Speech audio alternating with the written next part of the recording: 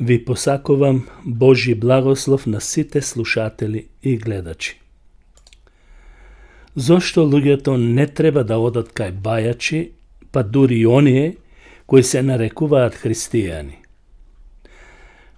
Во време на страв, болест или несигурност во животот, човекот природно бара помош од некаде, некој да му помогне во нешто.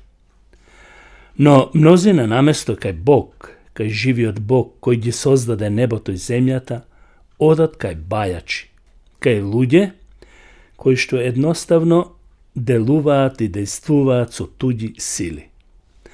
Или гатачи, или така наречени лечители, исцелители. Библијата јасно предупредува дека ова не е безопасно нешто, туку духовно опасен чекор.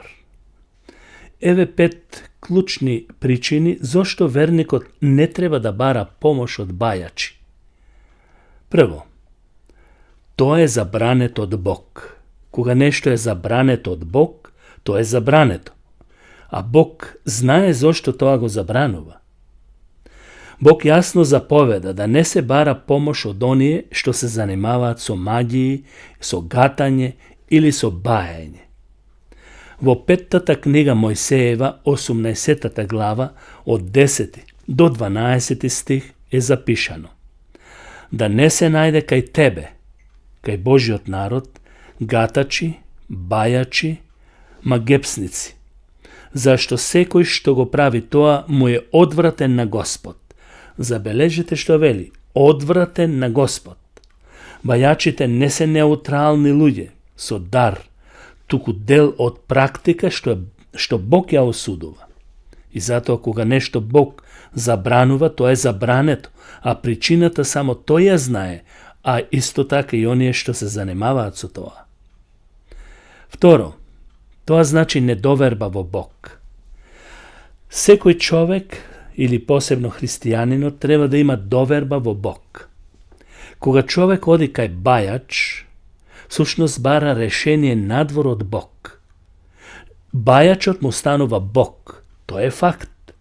Затоа, во пророкот Еремија, 17 глава, 5 стих, е запишено вака: проклет да е човек кој се надева на човек и го прави телото негова или своја потпора, а срцето му се оддалечува од Господ, од живиот Бог. Наместо да се обрати кон живиот Бог, човекот се потпира на човечка или на духовно сомнителна сила, или, да не речам буквално, демонски сили. Трето, со тоа нешто човек што оди на бајач отвора врата за духовно влијание, но опасно. Тоа се нарекува и духовно влијание. Библијата учи дека зад окултните практики стојат духовни демонски сили. Од каде ова можеме да го знаеме? Апостол Павле за ова нешто рече во Новиот Завет, во 1 Коринтјаните, 10 глава, 20 стих. Таму вели Павле вака: она што го жртвуваат незнабожците или паганските народи, го жртвуваат на демони, а не на Бог. Практиките што изгледаат безопасни можат да станат врата за духовно робство и стануваат такви. Мнозен од оние што оделе кај бајачи имале депресии и други трауматски доживувања. Тоа е факт. Четврто, Бог е единствениот вистински исцелител, лечител, помошник. И тоа е факт. Вистинската помош доаѓа од Господ, не од тајни обреди или од луѓе. Например, во Псалм 103, 2 и 3 стих, многу убаво е запишано од псалмистот Давид. Тој вели: благословувај го Господа, душо моја.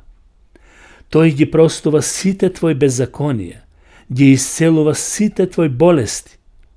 Бајачите нудат привремена надеж, но Бог дава вистинско исцеление, Бог дава вистинска помош. Петто, тоа е форма на духовна неверност. Барањето помош од други извори е исто како напуштање или отфрлање на Бог. Тоа значи Боже, ти не ми требаш, мене ми треба бајач, човек, тој ќе ми помогне. Тоа е отфрлање на Бог. А кога Бог се отфрла, тој е љубоморен, ревнив Бог, кој што тоа не го сака.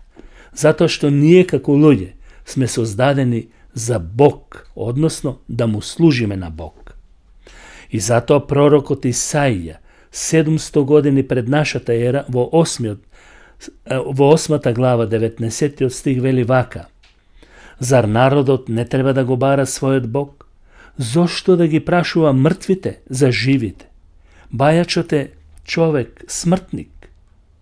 Затоа верникот е повикан да му припаѓа на Бог и му припаѓа на Бог, а општо луѓето од овој свет кои не го познаваат Бог, нека бараат помош единствено од Бог за било што. Не да барат други посредници.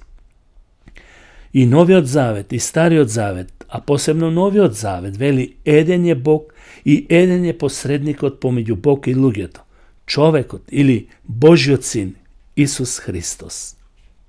И одењето кај бајачи не е само некој си обичај, во смисла сите така прават, сите одат кај нив. Тоа е избор, но лош избор. Библијата не повикува да му веруваме на Бог, да бараме помош од Него, да бараме, ако треба и имаме потреба, исцеление, и ако е Негова волја, не по секоја цена, и да бараме водство. Наместо кон мрачни извори, верникот е повикан да оди кон светлината и сите луѓе, а не кон темнината.